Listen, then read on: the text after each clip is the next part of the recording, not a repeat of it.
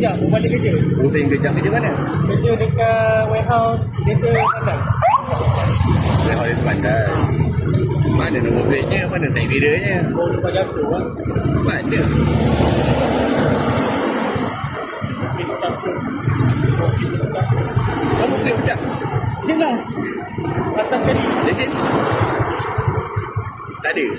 Ni pun saya jalan dengan kawan saya sekali. Aduh, Ni bicara bahaya. kan. Tak boleh bicara. Bahaya ni, Pak. Side mirror tak ada, nombor plate tak ada. Lesen tak ada ke? Tak ambil ke mati? Lesen memang tak ada. Memang ada blacklist lah. Tapi memang dia kan dulu. Ni nak ke mana sebenarnya ni? Ajak ni. Ajak dah pusing jalan je. Lepas tu nak balik dah. Aduh. Boleh lah tuan.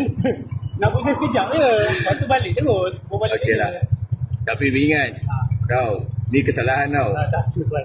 Jangan buat lagi. Boleh? Baik, Buat Saya terkejut tengok tuan kat sebelah. Saya tunggu traffic light. Namanya traffic light Pusing ni kejap. Lepas tu balik lah. dah. Buatlah apa pun, buat no plate dulu. Side mirror beli sebelah dua. Itulah sebab saya pun. Dia macam ni bang. Satu kesalahan jadi banyak kesalahan Ya, berjumpa. betul. Bang. Betul. Ini tak tengok lagi rotek hidup. Hidup. Rotek hidup.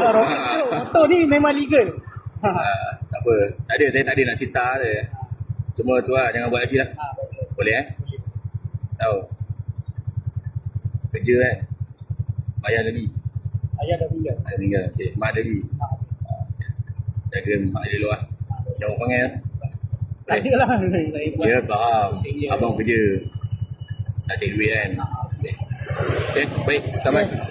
Tak maaf tuan. Okay, tak apa. Sebab ni jalan je kejap. Lepas tu pusing balik lah. Okay, baik. Okay tuan. Okay, Assalamualaikum. Salam.